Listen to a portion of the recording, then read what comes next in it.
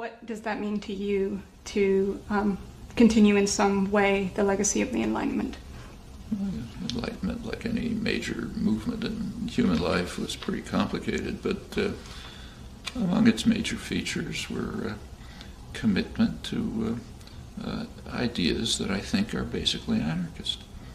So take, say, ideas about, take division of labor, and let's take a typical Enlightenment figure, Adam Smith. What did he have to say about division of labor? Well, here it's worth reading. I mean, everyone's read the first paragraph of Wealth of Nations, which, Butcher does his thing, and everybody does their own thing, everything comes out fine. So division of labor is marvelous. On the other hand, if you read in a few hundred pages, he comes out as a figure of the Enlightenment.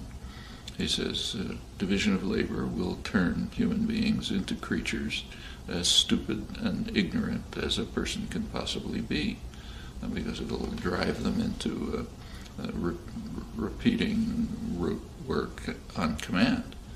And therefore, in any civilized society, he says, the government will have to move in to stop it. Well, that's a version of a standard Enlightenment idea that your own intelligence and creative abilities derive from what you do. If Wilhelm von Humboldt, one of the founders of what we call classical liberalism, but again, a figure of the Enlightenment, he encapsulated it by saying that if a craftsperson does, he'd say craftsman, of course, if a craftsman produces a beautiful object on command, we may admire what he does, but we'll despise what he is. He's a creature, he's a tool under somebody else's control, like a machine that's producing a beautiful object. If we want that person to be a real human being, they should be doing things under their own internal impulses. And then if it creates, even maybe it's not a beautiful object, we'll still admire what the person is.